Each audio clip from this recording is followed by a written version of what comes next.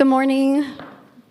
My name is Hannah, and I serve as the formation pastor. And I'll just pray to get us started.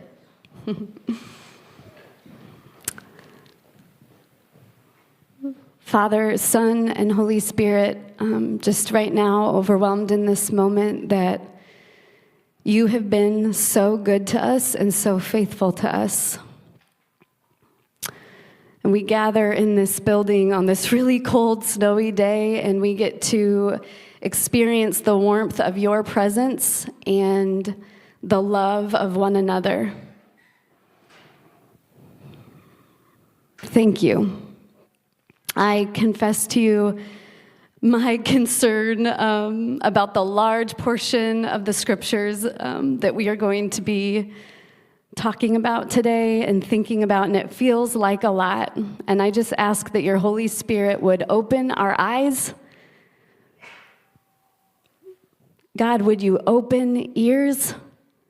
Would you open hearts so that we can receive from you what you have for us? I ask that there would be only soft hearts in this room, including mine, and that your glory would fall, and that we would be changed and know you more and deeper today. Amen. Several years ago, I had a dream that I was in a group of people that had set up camp somewhere out in nature. We had a campfire going, and we had all these tables with food set up. And out of nowhere, a lion came into the camp and was stalking back and forth. In the dream, it looked at me in the eyes and smiled, and it was not a good smile. And you would think this would have caused massive chaos, but it didn't. We kind of just watched it, and it slowly moved around. And then the lion started taking all of our food and eating it. And the impression in the dream was, this is our camp. Why is no one stopping it? Why are we just letting this happen? And then, same dream, but it shifted to being our church having a fellowship time outside in the woods. This time, a group of imposters came and started taking the children, a few at a time, and putting them in a van and taking them away. And once again, there wasn't a lot of visible chaos or violence, but there was this impression in the dream that I woke up with, and it was, wait, these are our people. Why are we just standing around? Why are we letting this happen? Our passage today has a little bit to do with this, our helplessness, our dangerous context, and our need to be sought after and brought to safety. We have been in a long series, when did that start? It's been a while. It's been a long series in Ezekiel, and Tony just finished a 3-part mini-series on sin and judgment. When I asked him when it started, he just went. Today, we will be in chapter 34, and the good news is this is a welcome turning point in Ezekiel. Chapter 34 begins with a severe warning where we find ourselves confronted with the bleak picture of the history of Israel and its leaders. But then the chapter will give way to 2 important things. We will see a particular side of God that we really need to get to know. And then we will hopefully end up looking around at what God calls my pasture. So Ezekiel 34, feel free to have it open in front of you. And like I prayed and confessed at the beginning, we're going through a lot of this. So I'm just trusting God that he will open our ears and our hearts and it won't be too overwhelming. Ezekiel 34, the Lord's message came to me. Son of man, prophesy against the shepherds of Israel. And right at the beginning, I want to talk about who these shepherds were. Throughout the Old Testament, the patriarchs, Moses, and then the kings of Israel were thought of as their shepherds. It's used in the scriptures that way. So the shepherds in this chapter are the failed rulers of Israel throughout their history. And the people of God are the sheep, the flock. Prophesy and say to them, to the shepherds, this is what the sovereign Lord says. Woe to the shepherds of Israel who have been feeding themselves. Should not shepherds feed the flock?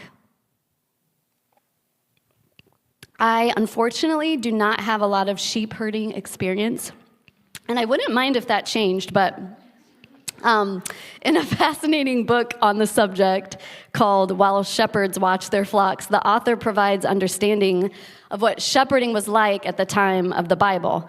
And many shepherds around the world still shepherd in similar ways. So as we talk about sheep and shepherds today, we're talking about this idea of sheep and shepherding, more of a nomadic, rural context, and not so much what we have in our country, which is like massive sheep herding. So just remember more of the rural, nomadic sheep and shepherd.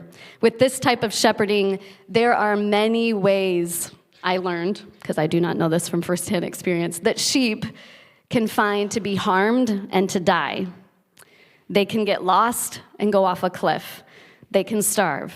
They can get hypothermia. They can get stuck and then die. And there is a wide variety of parasites and diseases they can get. I wanted to go into detail about a few of those, and I mentioned that to Shalom, and she was like, you really shouldn't do that. So we won't talk about those. But the point is this: a good shepherd prepares for every danger and can remedy every affliction that a sheep experiences. Sheep need a shepherd.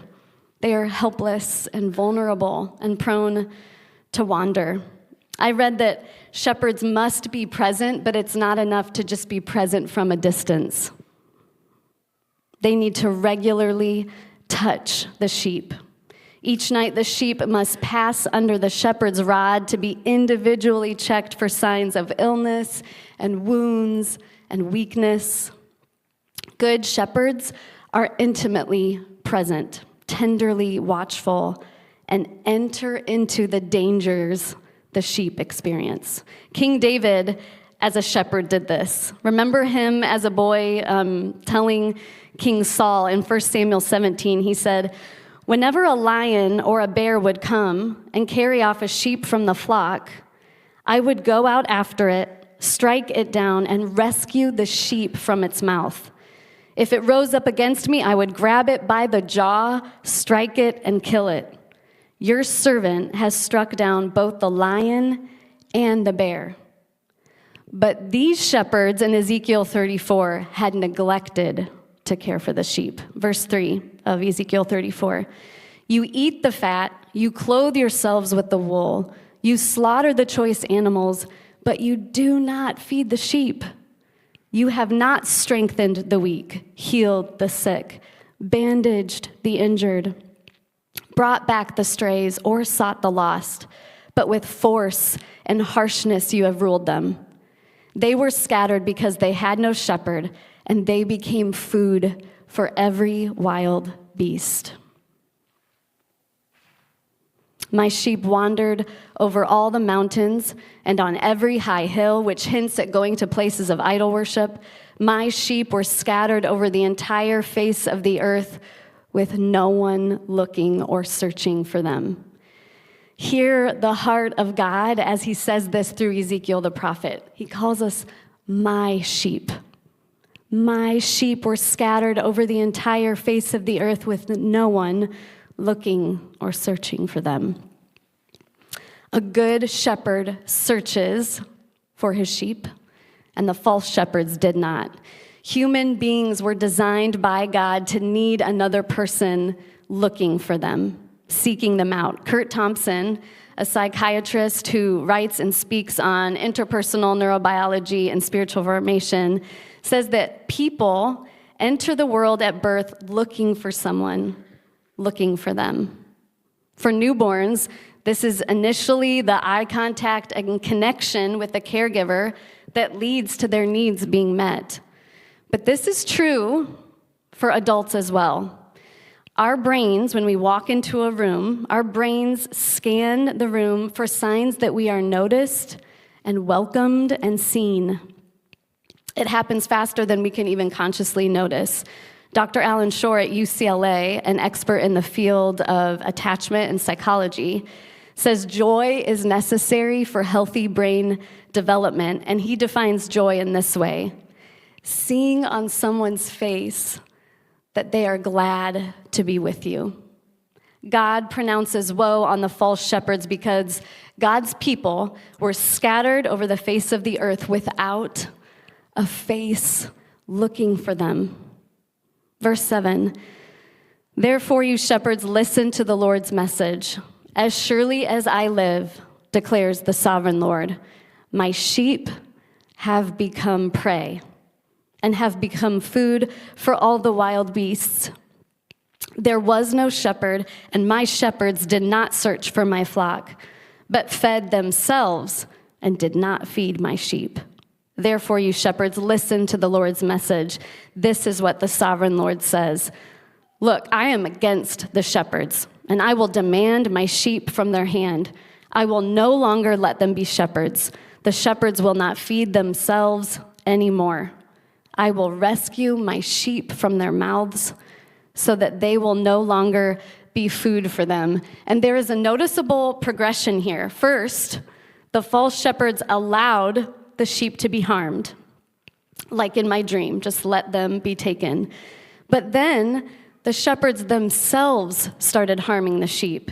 The shepherds were not only neglectful, but they become like the predatory wild animals that are actually hunting the sheep. And later in verses 17 to 22, the sheep then turn on one another out of desperation and survival. Without a shepherd, not only do sheep wander off, they can bring harm to one another. This metaphor of sheep and shepherds is really a story, the story of Israel that the scriptures tell. Ezekiel's prophecy was reflecting back through that history of Israel. We have shepherds, we have sheep, and because of the landscape of the ancient Near East, the context is the wilderness. Sheep need a shepherd to get through the wilderness. Sheep can actually find life in the wilderness if they have a shepherd. Israel had a long line of shepherds that God provided to help lead the people, and some were horrible, and some were pretty good. King David, Moses, Abraham, those were respected leaders of Israel, but even they weren't perfect, and ultimately, even they failed. They couldn't bring the people to abundance and prosperity and peace. Even when Israel made it out of slavery in Egypt, it was only to stumble again and again into ungratefulness and idolatry. And even when Israel made it to the promised land, it was only to then stumble again and again into idolatry and war. But even later, at the time of Jesus, the people of God are still referred to as the lost sheep of Israel in Matthew chapter 10. Their shepherds were supposed to be their rabbis and Pharisees, trying to shepherd them through the ways of the Torah. And just like throughout Israel's history, many of them were false, oppressed the people, and were not faithful to lead them out of their wilderness. In the story of the Hebrew scriptures, this is a repetitive theme of a leader, a shepherd, rising up and then failing. And that repetition, as we experience it in the scriptures, is supposed to bring us to this place of helplessness and defeat. What about the sheep? They just keep staying in danger. This will not work. There is no one to stand in the gap. There is none righteous, not one. Even among all of the heroes of the faith, humans are too helpless, sin is too strong, the context is too dangerous in the wilderness. At this rate, we will never get back to the Garden of Eden, so to speak, that lush place of peace and rest, which is what we are made for. Then God says this, verse 11, look, I myself will search for my sheep and seek them out. Remember that human beings enter the world looking for someone looking for them. As a shepherd seeks out his flock when he is among his scattered sheep, so I will seek out my flock. I will rescue them from all the places where they have been scattered on a cloudy, dark day. I will bring them out from among the peoples. I will gather them from foreign countries. I will bring them to their own land. I will feed them on the mountains of Israel, by the streams and all the inhabited places of the land. In a good pasture I will feed them. The mountain heights of Israel will be their pasture. There they will lie down in a lush pasture, and they will feed on rich grass on the mountains of Israel. I myself will feed my sheep, and I myself will make them lie down, declares the sovereign Lord. Just like us, the people that heard that prophecy of Ezekiel's would be very familiar with Psalm 23. The Lord is my shepherd. I lack nothing. He makes me lie down in green pastures. He leads me to refreshing water. He restores my strength. He leads me down the right paths for the sake of his reputation. Even when I must walk through the darkest valley, I fear no danger, for you are with me. Your rod and your staff reassure me. God does the very things the false shepherds failed to do. God's message continues in verse 16. I will seek the lost and bring back the strays. I will bandage the injured and strengthen the sick.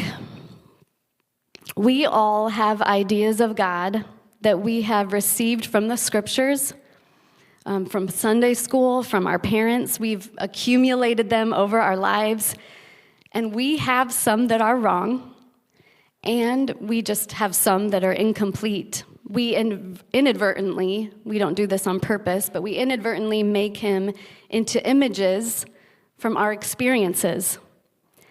How familiar are you with this side of God? The side of God that seeks the lost, brings back the strays. Picture this. I know I've been reading a lot from Ezekiel 34, but picture this. It's an image. I will bandage the injured and strengthen the sick. As you pray and interact with God, do you experience him as a shepherd? This kind of shepherd? One that seeks the lost and brings back the strays. The next section we're going to skip over. We got to skip over something. Verses 17 to 22 is about how he will bring leadership and order to the chaos that came from poor leadership.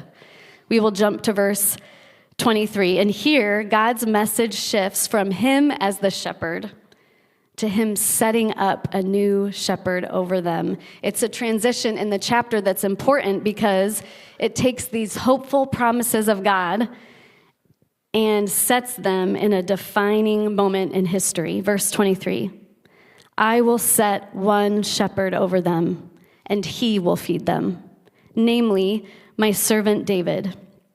He will feed them and will be their shepherd. I, the Lord, will be their God, and my servant David will be prince among them. I, the Lord, have spoken. God points to a future new shepherd. Ezekiel takes place after King David reigned and died, so we know he isn't talking about that King David. King David had been a shepherd, a king over Israel, and was an actual shepherd before that. But even he failed to completely and sacrificially shepherd the people of God. But there was promise of a coming Messiah who would be from the line of David. And we know that would be Jesus. And when Jesus came, the Gospels tell of him doing the things that God said this new shepherd would do in Ezekiel 34. Matthew chapter 9, verses 35 and 36, Jesus went throughout all the towns and villages, teaching in their synagogues, preaching the good news of the kingdom, and healing every kind of disease and sickness. When he saw the crowds, he had compassion on them because they were bewildered and helpless like sheep without a shepherd. And Luke 19, verse 10, for the Son of Man came to seek and to save the lost. Jesus did what none of the false shepherds could faithfully do. And not only that, Jesus called himself the Good Shepherd. Listen to some of the things Jesus says about himself in John 10. The one who enters by the door is the shepherd of the sheep. He calls his own sheep by name and leads them out. He goes ahead of them, and the sheep follow him because they recognize his voice. All who came before me were thieves and robbers, or false shepherds. I am the door. If anyone enters through me, he will be saved and will come in and go out and find pasture. The thief comes only to steal and kill and destroy. I have come so that they may have life and may have it abundantly. I am the good shepherd. The good shepherd lays down his life for the sheep. And then he says it again, I am the good shepherd. I know my own, and my own know me, and I lay down my life for the sheep. Ezekiel 34 points to a coming and true shepherd, a good shepherd who comes not to take advantage of the lost, but to seek and to save the lost. And he doesn't allow the sheep to turn on one another. He brings the sheep together. Notice John chapter 10, verse 16. Jesus says, I have other sheep that do not come from the sheepfold. I must bring them too, so that there will be one flock and one shepherd. This isn't just the story of Israel. This is our story. As we read in the Gospels, Jesus teaches and guides and feeds and heals and touches people. People are hurting. We are hurting, and we need a shepherd. Not only is he present with people in the wilderness, he leads them to life in the wilderness, and he even transforms the wilderness into a type of Garden of Eden, a foretaste of the age to come when he remakes everything into Garden of Eden-like conditions. Let's return to the passage to hear about the conditions the shepherd leads us into. So this is our last portion. Hang in there with me. Verse 25, I will make a covenant of peace with them. Just to pause for a moment. When this shepherd comes for his people, he doesn't just rescue them. He gives them what they need more than anything else. Yes, hurting lost sheep need their wounds tended to. They need fed and nourished. They need rest. They need protection.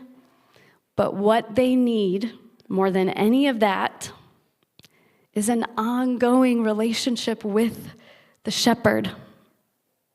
This shepherd comes for you and for me and establishes a covenant, a relational binding contract like a glue that ties us together. He says, I will make a covenant of peace with them and will rid the land of wild beasts so that they can live securely in the wilderness and even sleep in the woods, which I love the sound of. I will turn them and the regions around my hill into a blessing. I will make showers come down in their season.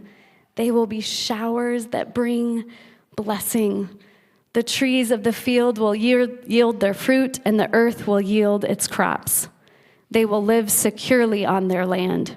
They will know that I am the Lord when I break the bars of their yoke and rescue them from the hand of those who enslaved them. They will no longer be prey for the nations, and the wild beasts will not devour them. They will live securely, and no one will make them afraid. I will prepare for them a healthy planting. They will no longer be victims of famine in the land and will no longer bear the insults of the nations. Then they will know that I, the Lord, their God, am with them, and that they are my people. the house of Israel, declares the sovereign Lord. And you, my sheep, the sheep of my pasture, are my people, and I am your God, declares the sovereign Lord. Despite the false shepherds, the helpless sheep, and the harsh context of the wilderness, we find ourselves now imagining what God calls my pasture. And because of the story the scriptures tell, we know it is only possible with the new shepherd of Ezekiel 34 and the good shepherd of John 10. And because of the story the scriptures tell, there are layers of meaning here. This prophecy in Ezekiel 34 has to do with people being brought back from exile to Jerusalem at the time of Ezekiel, but it also has to do with the coming of Jesus as the Messiah, and it has to do with final restoration, which is what we are now waiting for when the flock is fully and finally gathered together and brought into God's pasture. In Revelation chapter 7, there is a description of a flock brought to safety. The one seated on the throne will shelter them. They will never go hungry or be thirsty again, and the sun will not beat down on them, nor any burning heat, because the Lamb in the middle of the throne will shepherd them and lead them to springs of living water, and God will wipe away every tear from their eyes. Do you need reminded this morning that this is who God is and that this is what God desires for us? I think because of what God sometimes allows in our lives, we can forget that He ultimately desires this for us. Yes, God allows struggles and difficulties for some of you. That's happening right now. But He desires our security in relationship with Him. Have you inadvertently developed an image of God that He likes you to struggle and suffer? That He enjoys testing you to see what you will do? That like the false shepherds, He stands by and allows things to happen because He doesn't care and He's concerned with Himself? Even though you walk through the valley of the shadow of death, the shepherd comes for you and seeks you out. He desires your safety and care in closeness with Him. This is God. He leads you through, and He turns even the wilderness into pastures of rest. So, having been reminded of that whole story, what is the invitation for us this morning? A few things that this passage speaks to that I think are meaningful. First, what is your response to the shepherd who is seeking you?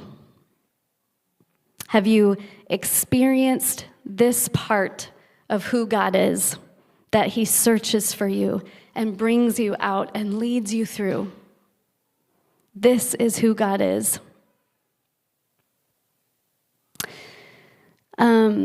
Just as a way to maybe absorb the story a little deeper, to spend time in the presence of God as this type of shepherd, I made a playlist of music, and it's available through Spotify and through Apple Music, so you can scan the QR code. It's also, is it on our handouts? Yeah, the handouts in the back also have both of the QR codes. So just a compilation of songs that might help you kind of allow this story to wash over you and to seek Jesus with music instead of a sermon. Second, this passage speaks to the qualities we should look for in leaders, in politicians, in our influencers, in our church leaders, in our pastors. We need to know the voice of the Good Shepherd, because then the voices of false shepherds are a lot more discernible.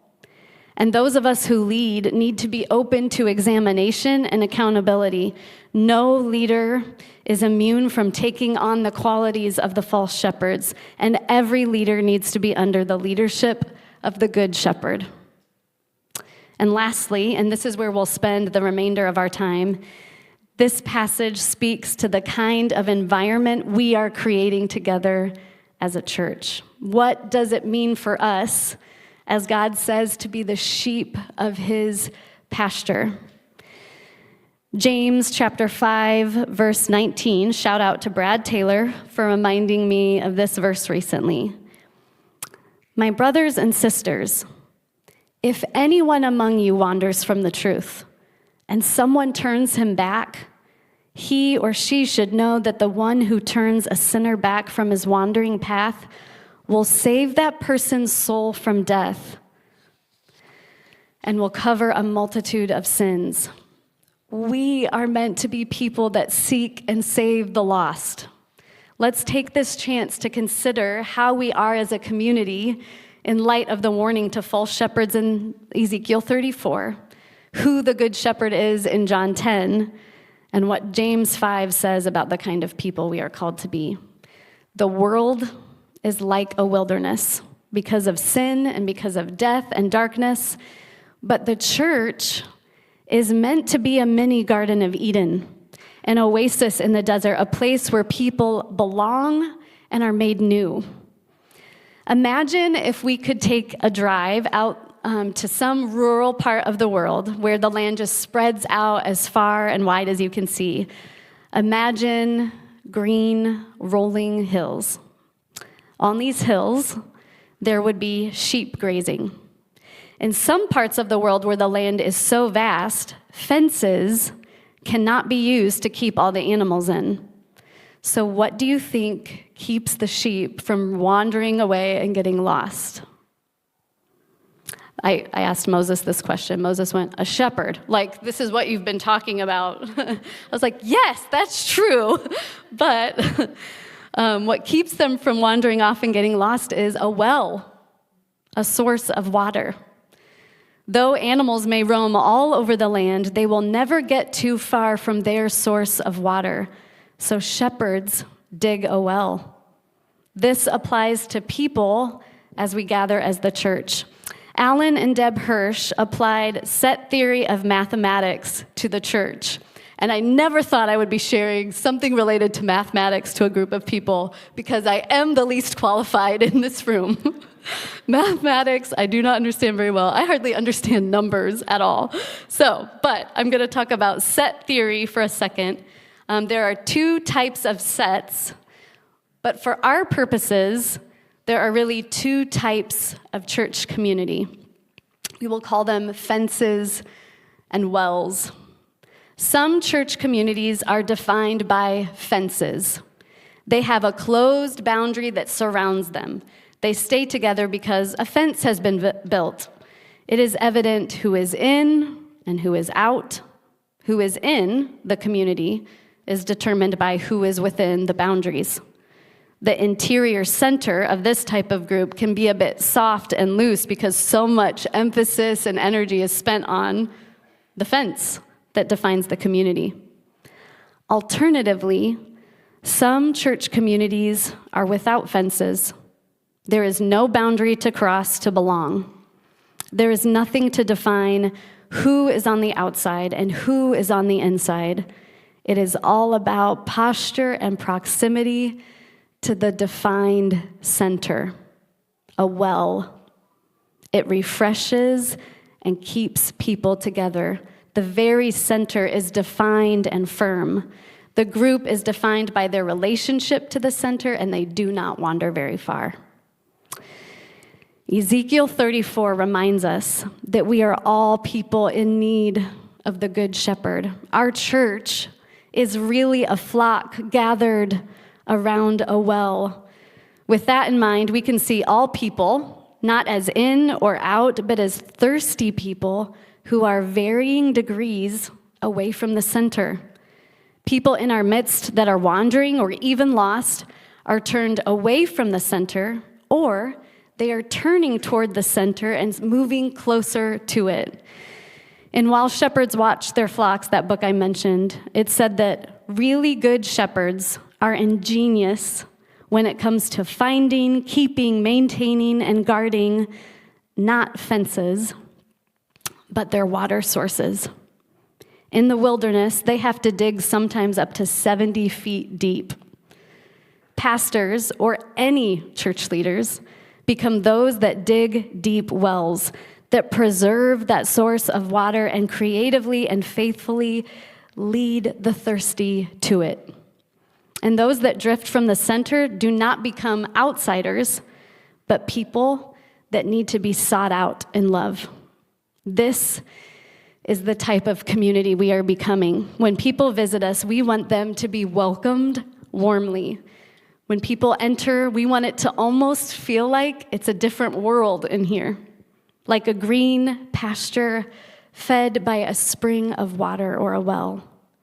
We're like a mini Garden of Eden. Because of what the shepherd has done and is doing among us, we get the chance to welcome people into the beautiful way of life that we are trying to live together. And it is all about moving ever closer toward the center, who is Jesus. So when we greet people, whether at the front door or during that beloved 2-minute greeting time at the beginning of our gathering, we look glad to see people. Remember, it is joy for people to experience a face that is happy to see them. We don't want those who are new or those on the margins to have to become like us before they belong. We want them to experience belonging that leads them to an encounter with Jesus. And by the way, our shared rule of life is not a fence. It is not a boundary that surrounds us and keeps us in and others out. It is the way we orient ourselves toward the center, Jesus. And when we see people begin to turn from Jesus and wander off, we try to turn them back from their wandering path. We're almost done here. I heard a story about a Bedouin shepherd family in the Sinai region. And a young boy, kind of pictured him Moses' age in the story. It's like 10, 11. A boy was watching the flocks of sheep and allowed a sheep to wander off, and he lost it. He came home to his father, the shepherd, and his father told him to go right back out and to not come home without it. He was gone for 2 whole days. In Luke 15, Jesus said this, verse 4, "Which one of you, if he has 100 sheep and loses one of them, would not leave the 99 in the open pasture and go look for the one that is lost until he finds it? Then when he has found it, he places it on his shoulders, rejoicing. Returning home, he calls together his friends and neighbors, telling them, 'Rejoice with me, because I have found my sheep that was lost.'" We do not want to be like the people in my dream, people just standing around, allowing the enemy to draw our people away and take them. Remember, we are sheep of his pasture, the shepherd, who says in Ezekiel 34, "I will seek the lost and bring back the strays. I will bandage the injured and strengthen the sick." At the pinnacle of our worship, we gather at the table of the Lord's Supper. And today, it feels fitting to remember Isaiah chapter 53, verse 6. "We all, like sheep, had gone astray. Each of us had turned to his own way, and the Lord has laid on him the iniquity of us all." Jesus, the Good Shepherd, went so far to seek and to save the lost that he actually lay his life down for the sheep. We come to the table as those who have been brought back to the fold by the death and resurrection of Jesus. And even if we made the decision to surrender to him a long time ago, there are parts of us that still need his pursuit and to be brought back into fellowship with him. So pay attention in these moments. If there is any fragmented part of you that's resistant to Jesus this morning, let's respond and receive all that Jesus has done. Not only does he search for us, he leads us through the wilderness and brings us into pastures of peace and rest so that we can become pastures of peace and rest for others. Here we have an open table. If you have given your life to Jesus in response to him giving his life for you, we invite you to take the bread and the cup with us. Take a moment as the music plays and respond to Jesus. When you are ready, you are welcome to come forward up the sides and down the center to the tables. There's a gluten-free option at all of the tables. And bring the elements of the Lord's Supper back to your seat, and we will all take them together in a few moments. When you are ready, you are free to come.